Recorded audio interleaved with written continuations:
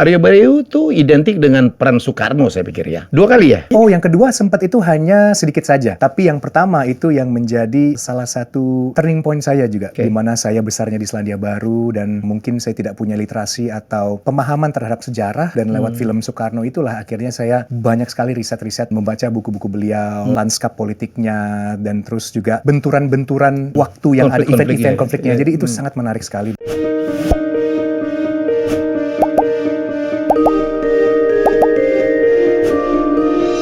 Ya, tamu saya duga seorang legend yang saya legend lah, mungkin masih muda ya, tapi menurut gue sih dia legend. Actingnya gila, serius, keren, and so humble. Dan saya penikmat dari acting anak muda satu ini. Aryo Bayu sudah ada di studio. Halo Bang Helmi, aduh thank you banget sudah diundang Bang. Terima kasih lo udah nge-DM gue ya. Aduh gila, senang banget Bang, akhirnya dijawab gitu.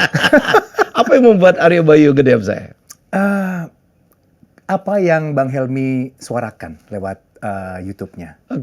Jadi konten-konten Bang Helmi, kemarin juga tamu-tamu yang diundang. Terus ada satu isu yang atau mungkin satu cerita dalam sejarah yang juga yang sering kali diungkapkan oleh Bang Helmi. Apa? Mengenai maritim itu. Jadi rangkaian-rangkaian itulah Bang yang akhirnya membuat saya terdorong untuk, halo Bang Helmi apa kabar? Awalnya tuh saya cuma pengen ngobrol aja Bang. Ketemu pengen ngobrol. DM tuh gue baca loh ya. Iya. Terutama yang bener, yang ngaco-ngaco juga gue buang-buangin aja. Tapi thank you sudah diundang akhirnya Bang. Tiba-tiba ya gue tuh banyak banget yang nge-DM yang gak jelas, perempuan gitu. Dari Korea, dari Taiwan, dari China ngajak kenalan. Gue lah, lu gila lu emang. Gue punya waktu untuk berkenalan-kenalan gitu. Bisa dikatakan sudah go international nih Bang? Iya. Oh iya. China gitu. Aduh, enggak banget lah gitu. I don't have time.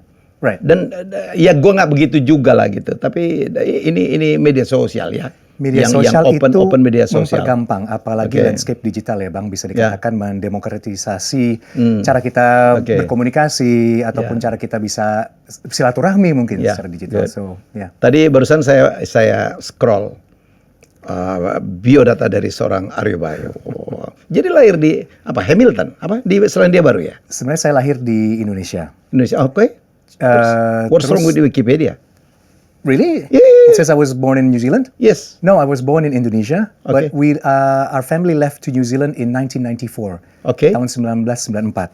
Waktu saya berumur 8 tahun. Dan akhirnya kami terbang ke sana. Bapak saya pengen eksplorasi hal-hal baru mungkin ya. Akhirnya menetap aja Bang di sana Bang. Saya selama 11 tahun, orang tua saya sudah hampir 24 tahun. Terus kalau adik saya malah sekarang pindahnya ke Perancis dia. Sudah 6 tahun beliau di sana, adikku. Internasional sekali ya? Lumayan. Jadi kalau pulang kampung juga bingung Bang. Ini aku ke New Zealand, terus aku ke Perancis gitu. Istri orang Perancis? Istriku orang Perancis. Iya. Gila. Pernah sekolah di London? Di London waktu itu saya 1 tahun. Kebetulan waktu umur 17 tahun, saya mendapatkan beasiswa. Saya mewakili Selandia Baru dari 5.700 orang terpilih menjadi 20. Dan saya salah satu 20 yang diterbangkan ke London dan belajar Shakespeare, belajar teater waktu itu. Bang Gila. Dan itu one of the best moments in my life ya. Stratford upon Avon, kami pun juga ke sana. Kebetulan itu kan tempat lahirnya Shakespeare. Betul. Wow, you know your stuff. Dan kami akhirnya juga itu mengadakan semua deh. Ada tour, terus kami juga belajar dan akhirnya kami manggung di situ. Di Globe Theatre ya. Di teater mana? Di Globe Theatre yang di London itu Bang. Play yang mana? Playnya waktu itu Richard III kalau nggak salah. Richard III. Richard III. Iya. Gila. Gitu. Wow, Aryo Bayu. Jadi lu menyisikan banyak anak-anak kiwi-kiwi itu ya? Iya. Orang Selandia Baru itu disebutnya kiwi ya? Kiwis, betul. Kiwis. Jadi dari 5.700 itu juga semacam kayak ada ya ajang gitu ya Bang ya. Akhirnya saya cukup bangga sih waktu itu salah satu dari 20 dan kami ber-20 itu juga diberikan kartu selamat ya. Jadi mendapatkan validasi oleh pemerintah Perdana Menterinya saat itu si namanya Helen Clark. Jadi kami dikasih kartu spesial gitu, selamat Anda terpilih menjadi bagian dari Young Shakespeare Global Company mewakili Selandia Baru waktu itu. Suka banget dengan Shakespeare atau cuman karena dapat program aja? Saya suka seni peran ternyata Bang. Seni peran? Apa aja ya? Sebenarnya saya suka musik sama Penyanyi juga kan? Bermusik juga ya? bisa main tapi bukan musisi. Iya. Dulu waktu masih muda juga punya band. Dulu malah saya punya band punk. Yang istilahnya dulu kan karena mungkin masih muda dan banyak energi, jadi dipikirnya kalau kita main musik punk itu kita bisa mengeluarkan keluhan-keluhan grassroots gitu Bang, yang dulu kan liriknya anti political, anti establishment, anti kapitalis gitu-gitu lah Bang waktu masih muda. Tapi dari situ saya juga mendapatkan semacam energi dan mendapatkan apa ya, kayak calling gitu Bang. Ternyata ya emang saya di seni begitu. Orang tua setuju? Orang tua saya itu mungkin agak aprehensif awal-awal karena bapak saya itu kan juga seorang bisnis, dia juga akademisi gitu. Maksudnya dia punya gelar. Ibu saya juga ekonomi, adik saya malah lebih gila lagi, triple major, double degree with second honors. Adik saya lawyer. Jadi di keluarga kami berempat nih cuman saya saja yang seniman begitu. Jadi mereka awalnya kok nggak ngikutin kayak mereka mungkin ya, tapi support orang tua saya menjadi sangat penting ya. Di saat anak muda itu sedang mencari dan mengeksplorasi kira-kira passionnya kemana, bakatnya kemana, dan orang tua saya bersyukurnya mereka memberikan dukungan secara spiritual dan emosional. Beruntung sih Bang, karena banyak kan zaman dulu yang merasa kalau seni itu mau jadi apa sih, dan apa mungkin ya secara umum begitu, apakah bisa dapat uang dari situ mungkin financially speaking. Tapi ternyata di saat saya mendapatkan dukungan itu dan 20 years later saya banyak belajar lewat industri seni peran, khususnya juga film. Merasa salah pilih nggak? Enggak. Saya merasa sangat beruntung Bang Helmi. Memilih, kan milih jalur yang berbeda nih dari keluarga ya? Iya, jalur yang berbeda. Bapak saya bisnis, ibu saya juga bisnis, adik saya law, saya art sendiri. Bisa dikatakan saya tuh black sheep-nya di keluarga ya. Saya yang paling berbeda. Tapi beruntung ya keluarga saya itu kita kompak ya Bang, dan saling mengisi. Jadi cukup beruntung sekali lagi dapat dukungan dari orang tua dan mungkin itu menjadi apa ya, fondasi awal di saat saya pun juga keluar rumah umur 19 tahun Bang Helmi. Keluar rumah langsung? Keluar rumah. Jadi saya terbang independen itu mulai dari 1 bulan sebelum umur 19 tahun. Di 18 tahun saya bilang sama orang tua saya mungkin tidak ingin melanjutkan kuliah dulu. Walaupun saya dapat beasiswa itu kan semacam kayak intense workshop ya, periode yang lama, tapi tidak S1 begitu. Dan saya bercerita ini kepada orang tua saya, dan saya bilang ya udah kalau kamu mau coba mengeksplorasi hidupmu, silakan aja. Jadi umur 18 tahun, sebulan sebelum saya umur 19 tahun saya terbang ke Indonesia dan berusaha untuk berusaha untuk eksplorasi hidup begitu Bang. Langsung main film itu ya? Apa? Jadi pas ke Indonesia jadi pacarnya itu, siapa tuh? Jadi pacarnya Endita ya. Itu film pertama saya. Bangsal 13. Itu film keduanya Luna Maya. Bangsal 13. Bangsal 13. Entry saya ke dalam dunia film itu lewat film horor. Saya nonton Aryo Bayu kemarin ya. Setelah cukup lama tidak di seriesnya Netflix ya. Karya Joko Anwar. Ya, Nightmare the Daydreams. Gila lumayan ya. Oh, terima kasih Bang. Gila, tapi itu series gila menurut saya. Itu series memang asik sekali. Apalagi jarang sekali pasar Indonesia begitu ya, dikasih hidangan yang berbeda. Jadi ada dua sih Bang, sebenarnya yang membuat saya juga cukup bangga bisa terlibat.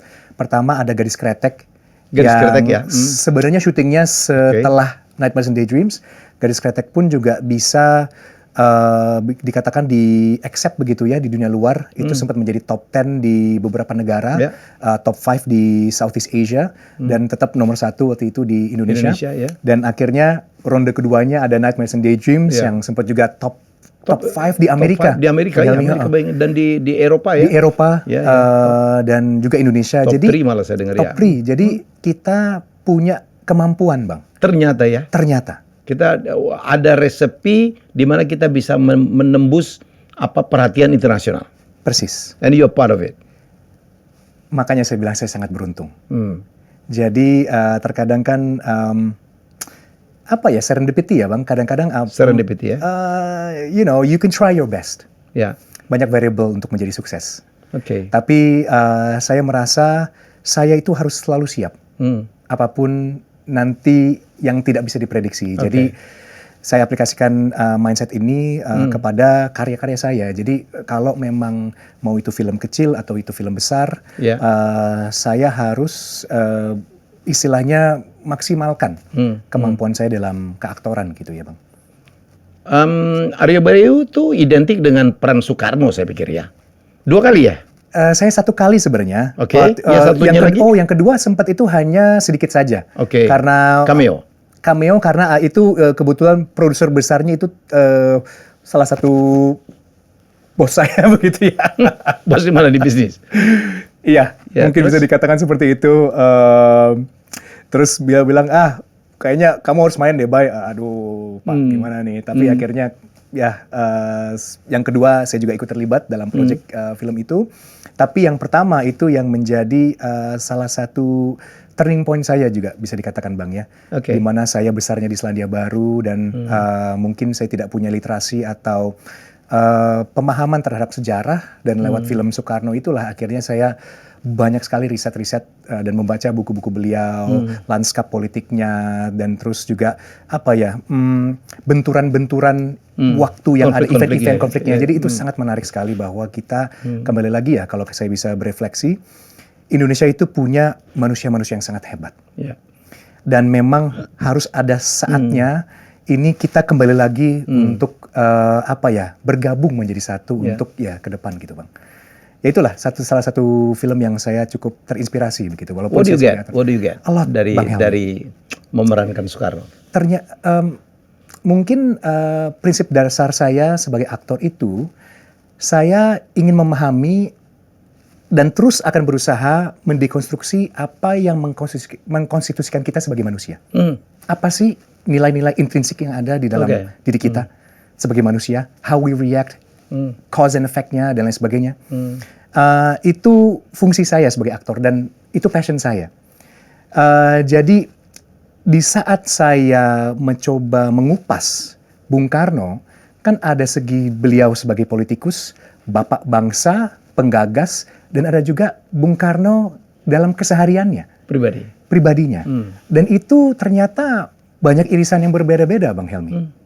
Dan ada satu buku dari Cindy Adams ya, Penyambung Lidah Rakyat. Itu banyak sekali yang tersipulasi di dalam situ ya Bang, mengenai apa ya, Bung Karno secara human begitu. Not only his, he was so lucu womanizer, ya, he was a womanizer, and dia secara terbuka. Bahkan di chapter 2 kalau nggak salah chapter berapa di awal kok dia bilang I love women. I'm like, hah? Tapi kan mungkin but he's human ya. But he's also human. Jadi saya juga sebagai aktor mungkin bisa dibilang saya tidak diperbolehkan untuk memiliki moral kompas begitu Bang. Saya hanya resipien. Saya hanya bisa mereceive saja. Jadi saya tidak bisa menghakimi karakter yang sedang saya perankan atau karakter yang sedang saya jelajahi begitu Bang. Jadi ya dalam respek ini, dalam Bung Karno ya, saya mencoba berusaha kan, why is he a womanizer? Atau kenapa dia butuh afirmasi ini atau validasi ini mungkin di saat itu. Jadi it's quite interesting. Banyak sekali psychologically speaking mengenai Bung Karno yang kita bisa juga tiru begitu, dan apalagi semangatnya. Oh my God. Luar biasa. Without him, we will probably not be here begitu ya Bang ya. Jadi beliau itu merasa berhasil memerankan Soekarno? Sulit dikatakan Bang. Karena setiap saya selesai project, saya hanya menonton diri saya itu hanya saat premier saja. Dan itu di saat saya menonton, mungkin I am my worst critic kali ya Bang Helmi. Jadi saat saya menonton dengan satu mata tertutup. Karena saya tahu ya, selayaknya magician, kita tahu trik kita kan Bang. Jadi saya tahu, aduh ini aku kurang di sini nih. Aduh gua kok jelek di sini. Tapi I don't know, it's always a thing with me. Begitu. Jadi saya tidak bisa menilai apakah saya sukses atau tidak sebagai Soekarno atau peran-peran lainnya begitu ya Bang. Tapi always like that.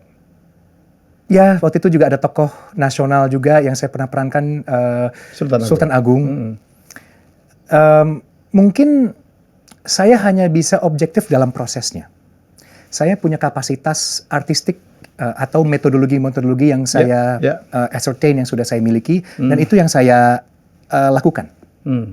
Jadi selayaknya insinyur, saya harus yang berada di laboratori gitu ya. Mungkin insinyur analogi yang lebih tepat. Selayaknya insinyur ya, saya harus memenuhi komponen-komponen atau proponen yang ada gitu, Bang. Jadi istilahnya itulah yang saya lakukan untuk sebelum saya memerankan seseorang. Jadi risetnya itu harus saya lakukan, dan pakem-pakem ini tidak boleh saya eliminir. Disiplin ini yang tidak boleh hilang.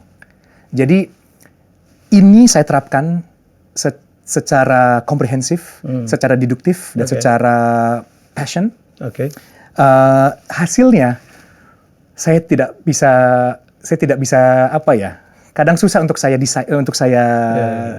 telaah. Begitulah proses kita berkarya ya. Kita pikir pasti berhasil, ternyata tidak. Begitu juga sebaliknya ya. Terkadang suka begitu. Gitu ya, yang kita nggak sengaja tuh. Iya, karena wah, ternyata meledak gitu. Jadi dunia artistik itu juga subjektif ya, Bang. Iya, sangat subjektif. Dan tidak bisa diramal. Dan kalau sukses itu indeksnya adalah jumlah penonton, itu juga harus kita kaji. Apakah memang genrenya kah, atau pemainnya kah, atau cara mainnya pemainnya kah, atau ceritanya juga kan ada beberapa metrik yang kita bisa harus coba dekode begitu. Termasuk apakah promonya? Betul. Timing tayangnya? Betul sekali, Bang Helmi. Jadi variabelnya banyak sekali. Tapi kami sebagai aktor atau salah satu komponen yang membawa ceritanya, kami khususnya hanya memaksimalkan di sininya. Di ruang artistiknya. Jadi pakem-pakem metodologinya harus saya implementasi, dan juga tadi istilahnya risetnya sih. Jadi ya hal seperti itu. Aryo Bayu udah berapa film layar lebar? 30, 40? Mungkin 30-an, Bang. 30-an ya. 3 biopik ya. Soekarno 2 kali sama 1 Sultan Agung. Saya kemarin ngomong juga dengan Joko Anwar. Jadi film-film biopik memerankan tokoh besar gitu ya. Itu yang nonton sedikit anak milenial sekarang. Kecuali Habibie. Kecuali Habibie. Wow, meledak ya. Betul. Dengan Reza Radian. Mungkin timing is oke gitu. Pada saat orang kayak krisis mencari pemimpin kayak apa gitu kan. Orang itu udah menarik. Penat gitu dengan tokoh-tokoh pemimpin bangsa kita yang begitu gitu. Stereotyping, tiba-tiba muncul Habibie dengan cintanya gitu. Tapi the rest, ya Sultan Agung, siapa lagi, Sang Pancera, Soekarno, Kartini, yang nonton sedikit. Kalau ukurannya adalah penonton. Mau komen? Iya. Jadi kalau Soekarno itu hampir mencapai 1 juta penonton. Sayangnya, sayangnya itu ada hal-hal internal yang menjadi dampak kenapa filmnya itu tidak bisa lebih lagi, Bang. Itu kalau Soekarno, in particular. Terus Sultan Agung lebih kecil lagi nonton. Substansinya, tapi ceritanya dari aspek sinematografi, performance, I loved it. Even saya sebagai pemain, bahkan juga tokoh-tokoh bangsa mungkin juga kayak Bang ini kenal saya lewat Sultan Agung. Tiba-tiba ada bapak-bapak menteri, Mas Aryo, saya nonton ini di Sultan Agung, saya langsung wow, terima kasih Bapak. Dan itu saya menjadi menjadi cukup bangga. Tapi di lain sisi kalau kita ngomong popularity, mass market, susah untuk kita deduksi dan kita analisa kenapa ya filmnya tidak masuk kepada anak muda. Berarti kata kuncinya kan relevansi. Apakah kita kurang merancang ceritanya sedemikian rupa akhirnya menjadi relevan mungkin, Bang? Kita kurang paham juga. Kalau akhirnya paralelkan misal filmnya Reza, dan amazing performance Reza, Bunga itu bagus sekali. Dan saya nggak tahu apakah juga timingnya di saat yang tepat, there was a void atau ada space di mana kita butuh sosok pemimpin tertentu, dan film itu hadir dan akhirnya diterima oleh masyarakat, bisa jadi juga. And also maybe the marketing infrastructure was done quite well, perhaps. Jadi ini yang harapannya kalau ke depan kita mungkin punya aspirasi untuk membuat film biopik. Mungkin ini ramuan-ramuan baru yang harus kita juga kita jadikan masukan juga kali, Bang. Kalau saya boleh menganalisa ya, berteori, ini adalah cara kita menceritakan kali. Betul. Cara kita menceritakan. Jadi kalau kita belajar dari Hollywood, dia bikin apalah ya, Patriot Game, dia bikin apa gitu. Actionnya tuh dibuat, dia bikin Pearl Harbor ya, dia bikin Titanic based on history juga, tapi dramanya betul-betul digarap tuh. Betul. Jadi mungkin tidak harus pure kayak apa gitu ya, sebenarnya Indonesia nih, Aryo, Ya. udah ada. Kemarin bagaimana seorang Angga gitu ya, Angga Dwi Masa Songko menceritakan Raden Saleh dengan plot twist. Betul. Mencuri Raden Saleh. Itu mungkin kalau kita ambil case study lewat filmnya Angga, itu tepat sekali. Tetap subteksnya atau muatannya itu tentang Raden Saleh. Tentang Raden Saleh. Tapi kemasannya sangat relevan sekali. Cara Itu salah beda. satu, kemarin saya nonton, itu saya suka sekali filmnya. Dan terbukti bahwa penontonnya juga 1 juta lebih kalau nggak salah. Lebih. Banyak penontonnya. 2-3 juta. 2-3 juta? Iya, Oke. iya. So, again, itu mungkin salah satu example-nya ya, bahwa bisa juga kita lakukan mungkin seperti Angga. Jadi ya mungkin ke depan, kalau kita memang ingin kembali lagi mendepiksikan tokoh-tokoh nasional kita, mungkin bisa cara yang lebih relevan atau cara yang lebih kreatif lagi seperti yang dilakukan oleh Angga. Mungkin. Ya, saya dengan teman-teman ya, saya kan mau cerita yang Enrique Maluku, pengeliling bumi pertama. Itu keren banget loh, Bang Helmi. Serius. Itu adalah orang Indonesia. Kita lagi mikirin tuh apa pakai plot twist. Soalnya kalau perjalanannya loh, bayangin kalau dia dari Maluku ke Demak, ke Palembang, ke Melaka, Melaka dia jadi ke dokumenter Porto, malah Bang ya. muter jadi dokumenter panjang sekali dan pasti mahal sekali. Ya. Dan syuting di laut itu Aryo mahal sekali. Betul. Iya kan, kita tidak punya studio. Betul. Katanya studio yang punya air bisa masukin kapal itu cuma di Malaysia atau apa gitu? Ada di Indonesia teman saya mungkin bisa dibuat seperti itu. Dulu mereka pernah bikin juga film tentang illegal immigrant. Kapalnya juga dibuat, tapi saya nggak tahu seberapa kolosalnya ya, dengan airnya dan lain sebagainya. Itu kan logistically speaking juga mahal. Di Malaysia juga ada. Ya, kita lagi mikirin bikin plot twist lah. Misalnya mencari harta karun Enrique. Iya. Ya bisa juga. Emang bisa series dokumenter. Iya. Unsur utama memang lewat cerita sih Bang. Iya. Ceritanya itu. Mau nggak mau cerita harus keren ya. Betul. Itu nomor satu. Saya terus terang ya, saya berani ngomong sekarang. Ya. Saya itu bersahabat betul dan saya banyak dibantu oleh Bung Glenn Fredly. Saya nonton filmnya. Nangis saya gara-gara ya Allah kok begini gitu. Nggak bagus sekali ya, sorry ya. Dan terbukti yang nonton tidak banyak. Saya. Ya, Lukman Sardi. Dan Lukman sahabat saya. Lukman. Terus orang-orang di belakang layar pun juga sahabat saya. Dan saya rasa juga beliau, Lukman dan teman-teman itu juga tipe orang yang sangat terbuka. Karena mereka pun juga seniman. Iya. Tapi memang terkadang sulit juga Bang. Kalau ya Abang yang nonton kalau sama sampai 1 juta ya? Tidak. Iya. Jadi sayang dengan nama besarnya seorang Glenn. Betul. Yang penggemarnya sampai sekarang masih banyak banget. Betul. Dan what Glenn Fredly represents Bang. Iya. Dia mewakilkan banyak sekali makna. Bahkan kelompok. Iya. Ya kan perjalanan beliau dari dan pikirannya yang Indonesia banget, gila betul. Ya itulah mungkin tidak berhasil di capture kali Bang ya. Ya tidak bisa di capture gitu. Lagi-lagi kita ngomong film biopik. Ya, kalau tokoh sejarah Sultan Agung udah lama tidak ada ya. Kartini udah lama tidak ada. Mungkin anak-anak muda sekarang, milenial, Gen Z, penonton itu nggak dapat. Betul. Tapi Bung Glenn, masih in banget gitu. Betul. Saya jadi mikir-mikir, mungkin ceritanya kurang cukup menarik ya. Pokoknya film itu sebuah komposisi. Betul. Dan film itu it's a collaborative effort and it's a collective effort. Jadi memang harus pandai mengumpulkan orang-orang yang punya visi dan misi yang sama. Jadi kalau misalnya saya sama Bang Helmi, kita lagi mau secara objektif mau bikin film tentang biopik, ya kita harus cari orang-orang yang juga jagoannya di situ ya. Jagoan-jagoannya Bang. Setuju. Jadi memang it's about people too at the end of the day. People, ya kan, and human capital ya. Human source-nya itu. Ya. Jadi ya mungkin itu bisa jadi salah satu reason ya. Tapi di OP juga teman saya Pak Yadi dan lain sebagainya. Tapi again ini bisa dijadikan bahan kajian juga ya. Yang bisa dikatakan ya Glenn Fredly, saya pun juga salah satu penggemar beliau.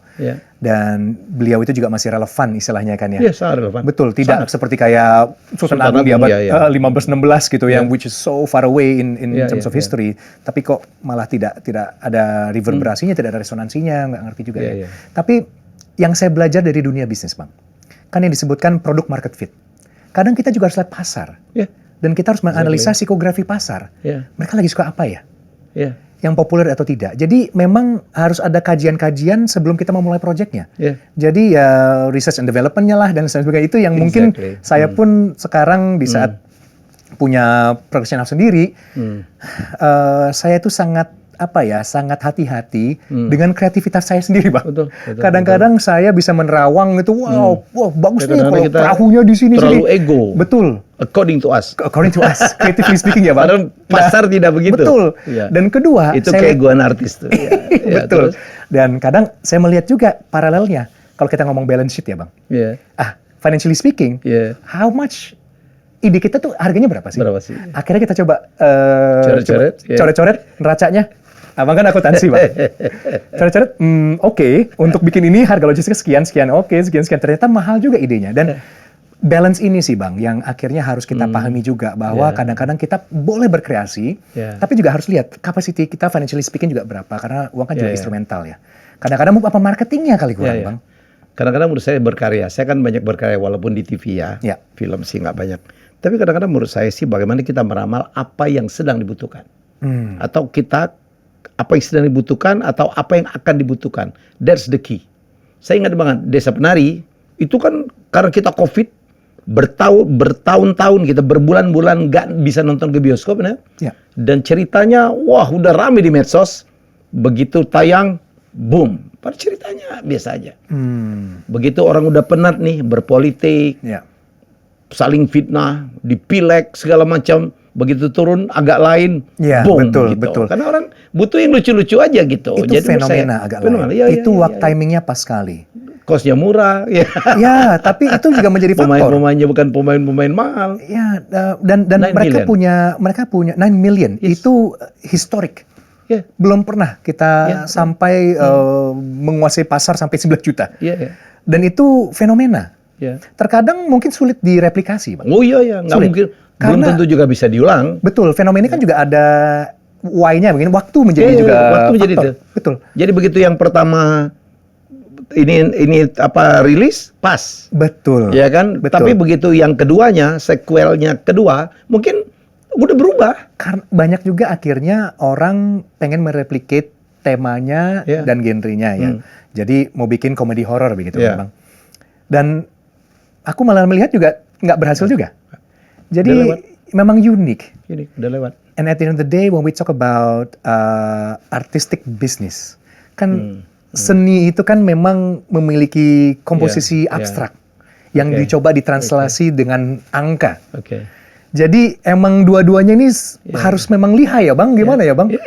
Itu emang itu art, and that's the beauty. That's the beauty. Jangan kita berhenti berpikir ya. Betul. Betul. Itu biopic yang jadi persoalan kita nomor 2 apa? Superhero. Iya, jadi keterwakilan. Ya, superhero itu kalau di DC, Marvel, top tuh. Begitu Indonesia bikin, orang kita tuh kan nggak percaya kita punya superhero. Betul. Karena kita juga nggak punya musuh, Aryo. Kalau saudara kan musuhnya macam-macam kan. Ini ngomong geopolitik nih. Kita tuh musuhnya siapa sih? Kita tidak punya common enemy. Nggak punya. Jadi kita tidak punya common yang harus dilawan dengan seorang superhero, nggak ada. Betul. Jadi ini kita terbuka saja ya, mengenai soft power yang didesain oleh negara Barat. Sebuah rancangan yang sangat luar biasa. Mereka tahu betul apa yang mereka ingin propagate. Lewat drama cinta, tapi filmnya film tentang kekuatan militer misalnya. Akhirnya mereka bikin film perang. Tetap ada love-nya dan lain sebagainya. Selalu begitu. Sering begitu, Bang. Akhirnya kita lihat tank mereka, ship naval ship mereka dan lain sebagainya. Itu kan secara tidak langsung mereka juga memberikan signal kepada dunia bahwa, hey, kita ini juga masih kuat. Kita masih kedudukan kita di dunia secara militer itu juga masih nomor 1 dan lain sebagainya. Itu propaganda sih. Propaganda. Ya. Tapi lewat film dan lewat drama romansa misalnya. Ya kayak di Titanic. Pearl Harbor mungkin lebih tepatnya. Jadi itu juga sebuah strategi. Jadi tadi Bang Helmi ngomongin juga mengenai strategi budaya dan kedaulatan budaya. Berarti cultural sovereignty. Ini harusnya juga menjadi bagian dari perumusan negara, Bang. Bahwa kita belum punya nih wakil-wakil kita kayak Hollywood sana. Ya kan kita belum punya saya rasa juga film-film yang benar-benar bisa membuat kita compete secara absolut begitu ya dengan luar. yang dilakukan oleh Korea, Korea, ya. 20 tahun yang lalu. Iran jangan lupa. Iran itu luar biasa. Iran mah Film-filmnya juga gila. Bang. long way, jauh sebelum Korea. Betul. Mereka udah menangin Oscar. Betul. Ingat banget saya, My Betul. Left Foot. It is beautiful. Betul. Jadi memang ini semoga ke depan juga bisa jadi konsiderasi begitu ya. Tapi Bahwa saya pikir ya Aryo, pekerja-pekerja seni kita tuh udah keren-keren loh sekarang ya. Joko Anwar, Molly Surya sekarang udah tembus. Molly Surya kemarin yang dengan Netflix. Jessica Alba. Betul. Itu nomor 1 Betul. di Netflix-nya Amerika. Betul. Gila. Jadi mungkin yang diperlukan hanya elemen strategiknya aja, Bang. Ya. Apakah kita di dunia seni peran ini kita secara film adalah betul. aspek kolaborasi ya. Ya. Apakah pemerintah juga mau kolaborasi dalam Ya aspek ini? makanya pemerintah harus hadir. Menurut saya iya, karena Ya. kalau kita mau Oke. lihat Amerika, Betul, Prancis, pemerintah harus hadir. Korea, Ya. pemerintah sangat Harus hadir. Ya. Saya ingat kamu nggak tahu ceritanya. Saya diceritakan oleh Pak Isadi ya. Ya. Itu guru saya dalam dunia televisi. Dia bilang, Mas Helmi tahu nggak? Amerika itu dulu negara yang sangat diskriminatif, sangat rasis. Ya. Toilet aja orang kulit hitam, kulit putih kan dipisahin. Ya, segregasi, Bang. Naik bis saja. Yes. Di depan putih, di belakang berwarna. Sedemikian rasis. Bagaimana mereka sekarang hilangkan itu semuanya adalah melalui film. Dan Kennedy pada saat itu memanggil sinias-sinias. Lu bikin ya, kita itu adalah Amerika, negara yang bersatu. Dan Amerika itu adalah negara nomor 1. Makanya lahirlah film. Di film apapun Amerika, pasti ada bendera Amerika. Ya, bendera malah ditaruh di tempat yang tidak pantas sekalipun. Itu adalah lambang dari nasionalisme. Siapa yang dia panggil? Steven Spielberg, George Lucas. Semuanya itu. Jadi saya pikir, jadi artinya apa?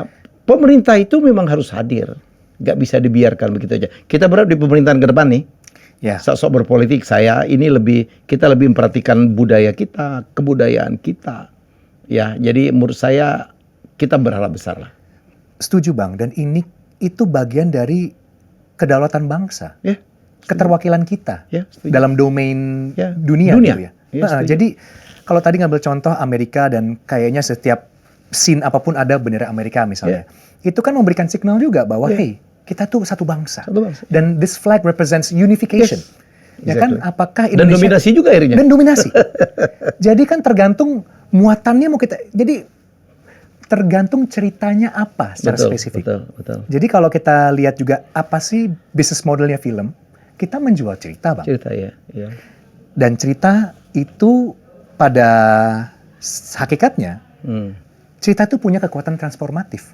Ya, Whether it's for good or for bad. Ya, Whether it's to manipulate or not to manipulate begitu. Setuju. Kekuatannya di situ karena kita bermain dengan cakrawala Oke. internalnya manusia. Hmm. Kita pun juga lahir dengan cerita-cerita. Kamu tahu nggak kakekmu dulu? Bapakmu tuh nggak pernah gitu loh, Le, misalnya. Ya. Oh iya, kita cerita dari warisan. Ya kan? Jadi itu pun juga tutur itu adalah cerita. Jadi saya rasa, Bang, kalau memang kita bisa mengcompile this idea bahwa cerita itu penting, bahwa film itu bisa menjadi juga salah satu poros utama demi menciptakan penjegah cerita-cerita barat ke sini misalnya. Itu juga deterrent factor misalnya. Itu juga menjadi unsur bagi saya. Senang kita udah sekarang Indonesia menjadi tuan rumah di negeri sini film ya. Setuju. Dulu ngeselin kalau Marvel, wah seluruh layar. Iya. Indonesia satu. Sekarang berapa film Indonesia udah mengalahkan mereka tuh. Betul. Doctor Strange aja kemarin kalah dengan Doctor Strange kalah dengan agak lain ya. Iya, kalau nggak salah. Iya. Agak lain ini emang bener-bener agak lain, Bang. Dia memang gila. Aku bangga. Sangat bangga sekali bahwa satu, saya juga penggemar komedi. Lewat satir kan juga bahasa yang pengen kita ini kan lebih subliminal begitu ya, Bang. Jadi medium-mediumnya keren sekali gitu. Saya cukup suka gitu bahwa mereka mampu dan comedians ini akhirnya bikin satu cerita dan Muhatli Aco saya pernah juga sutradaranya pernah kolaborasi dulu juga di project yang lama dan senang rasanya memberikan nuansa baru terhadap industri film. Karena at the end of the day, Bang, salah satu unsur yang membuat saya juga menjadi lebih disiplin sebagai aktor adalah kepercayaan dan reputasi. Kalau kita mau bikin film, please tolong. Kita harus bikin film ini bagus. Karena apa? Ini menciptakan kepercayaan kepada industri dan kepada market kita sendiri. Betul. Dan kalau kita punya reputasi yang baik, pasti pasar akan menerima. pasarkan audiens kita, bagian dari negara kita, kawan-kawan kita dan keluarga kita. Jadi kalau memang itu bisa kita pertahankan, saya rasa harapannya konversinya juga menjadi demikian begitu. Jadi, ya. Aryo, apa lagi yang dikaji sekarang? Proyek apa? Jadi sekarang justru saya jadi sedang. Kan punya PH ya? Aku punya PH. Punya PH, oke. Punya PH dan ada beberapa proyek yang ke depan pengen kita coba garap begitu Bang. Dan juga saya diberi amanah untuk menjadi ketua Festival Film Indonesia tahun 2004 sampai 2006. Gantiin Reza? Gantiin Reza yang sebelumnya juga Lukman. Jadi ini juga istilahnya masuk dalam masuk dalam muaranya film Indonesia, di mana Festival Film Indonesia ini kan yang ingin kita kedepankan kan adalah akuntabilitas pastinya, transparansi dalam penjurian, dan juga kami ingin sekali mengedepankan meritokrasi Bang, karena kami ingin semangat film yang paling bagus ya itu yang harus layak dimenangkan atau layak diberikan panggung begitu. Jadi saya lagi sibuk di situ bersama para ketua-ketua yang lain yang sangat luar biasa itu. Ya, sukses lah ya. Amin, makasih Bang. Ya itu selalu ya penjurian kadang-kadang menjadi isu ya. Subjektif juga lah ya, dimanapun. Karena subjektif Bang. Ya. Karena memang seni itu kan. Oscar aja dikritik lah udahlah. Banyak. Makanya kita akhirnya belajar juga dari Oscar, dari ngambil case study dari Perancis. Dan saya bersama ketua bidang penjurian dan teman-teman lainnya. Ya kita coba berusaha semaksimal mungkin bahwa kita harus jadi judicious begitu ya Bang. Harus jadi purely berdasarkan merit yang ada gitu. Jadi ya harapannya juga untuk menjadi dorongan kembali bagi industri film Indonesia. Saya senang banget ya industri film Indonesia tidak mati ternyata ya. Iya, enggak. Dengan adanya media sosial atau media baru. Betul, sekarang keren banget sih Bang. Keren. Anak-anak muda bisa ngambil HP. Kita bikin film lewat pakai HP. Itu luar biasa sekali. Saya kemarin Joko Anwar bilang dia di The Seven ininya yang series itu. Iya.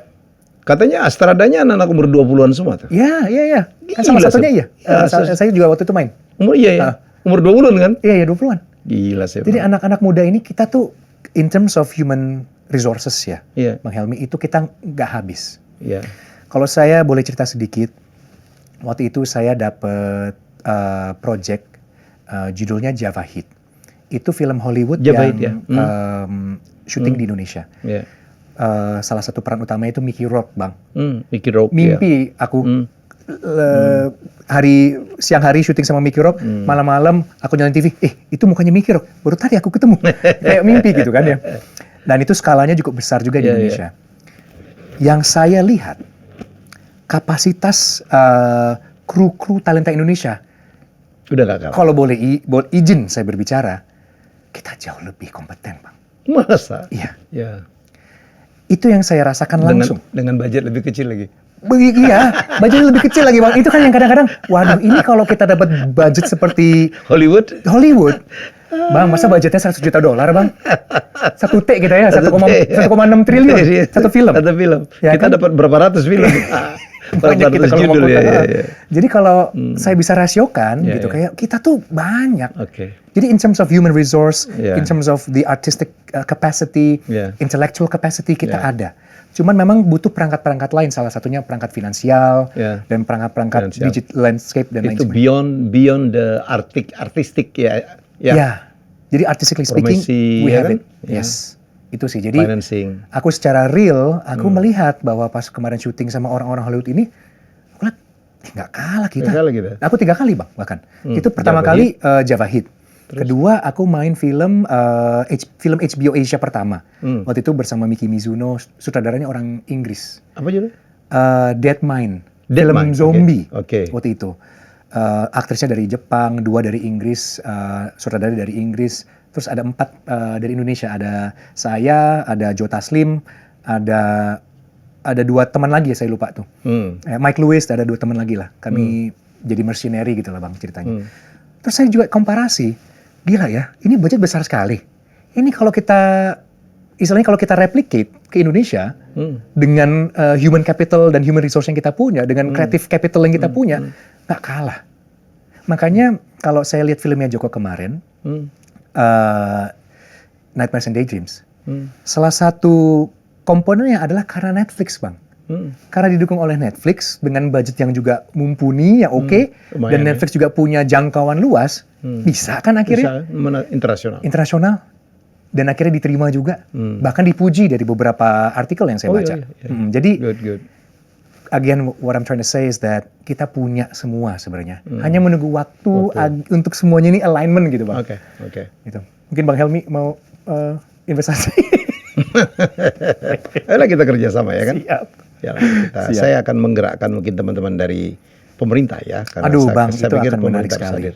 Menarik sekali. Ya, jadi tadi kita nyebut tentang Dr. Hilman Farid, my friend gitu. Kita membutuhkan banyak. Kita tuh udah jauh tertinggal, terutama segi budaya ya, budaya dan juga kebudayaan. Oke, nggak tertarik ke politik sekarang lagi banyak apa public figure nyalon bupati, wakil. Aduh, saya lebih ke dunia seni dan Pasti usaha aja, Bang. banyak yang nawarin kan? Lo kalau di Blitar gitu Soekarno menang lo. Jadi popularitas dari film masuk menjadi aktivitas ya, Bang ya? Beneran gitu. Nggak capek kampanye saya pikir. Iya, tapi memang itu dunianya ya. Jadi nggak tertarik sama sekali. Kalau saya mungkin belum, Bang ya. Karena di film pun juga masih banyak ruang-ruang dan space yang bisa kita jelajahi. Dan kalau kita lihat mengenai dampak, impact begitu ya, saya rasa di dunia seni pun juga bisa memberi dampak.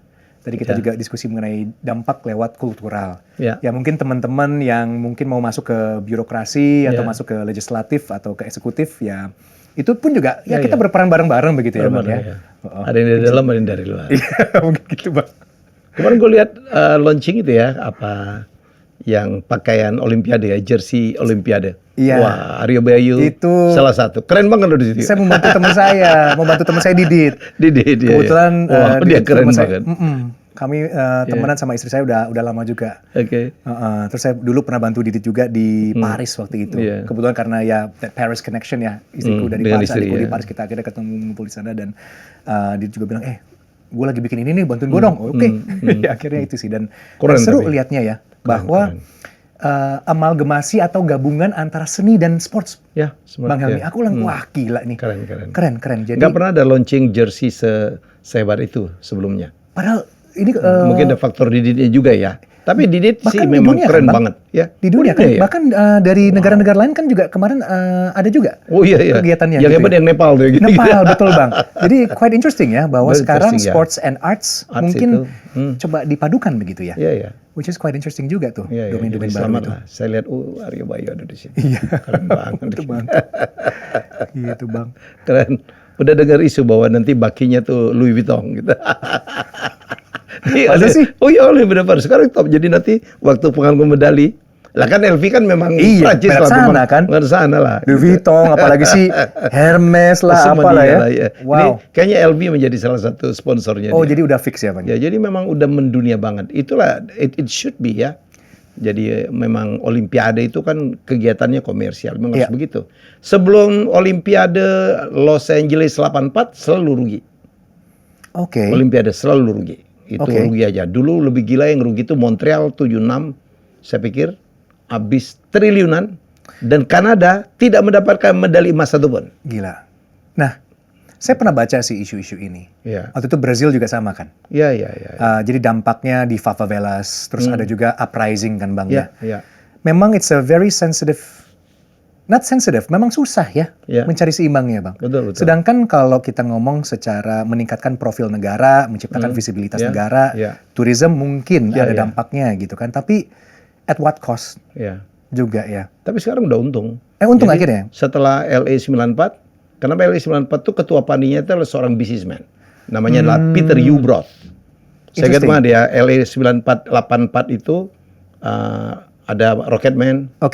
Jadi ada Lionel Richie dengan lagu All Night Long. Wah, itu that's big entertainment. Jadi marketingnya juga jalan. Oh iya. Sejak itu Olimpiade selalu untung. Apalagi nih Perancis kan jago jualan. Brandnya banyak banget yang bisa dijual. Iya. Saya pikir agak menarik. Betul. Kalau kita ngomong branding dan brand equity ya Bang, Iya, ya, itu brand kayaknya equity. mereka equity-nya Iya. tambah lama tambah hebat itu. Nggak hadir ke Olimpiade. Diajak Didit gitu. Oh, enggak, aku nggak bagian dari komite sama Mas Anin ya enggak. Enggak ya. Ada Mas Anin Iya, dia. iya, keren itu. Semangat juga sih buat teman-teman Iya, yang iya. sedang Kita mewakili dukung lah. Indonesia. Oh, banget keren. Ya, Keren. jadi itu yang kita harapin. Jadi kolaborasi kemarin ya. Iya. Peluncuran jersey. Iya. Desainernya top, terus Iya. modelnya juga top Iya. ya. Jadi menurut saya. Iya. Ya, kita bangga lah. Bahkan juga ada kayak surfing gitu ya. Ya. Sedangkan kalau kita ngomongin laut Indonesia, Hmm. surfing kan, wow, Indonesia tuh bahkan teman-temanku banyak juga surfer ya Bang dari New Zealand.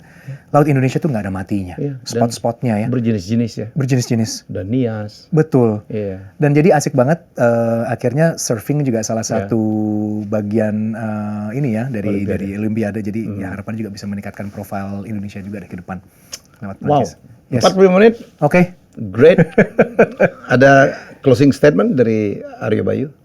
Beruntung saya diundang ke podcastnya Bang Helmi. Gua ada yang beruntung. Minta jadwalnya susah di lokal ini. Kalau nggak mungkin dari. Semoga kita bisa berkolaborasi ya. Amin Bang. Ya, jadi Amin. semoga kita bisa berkolaborasi. Jadi Ya. ya. Dengan senang hati ini, Kepengen jujur, banget.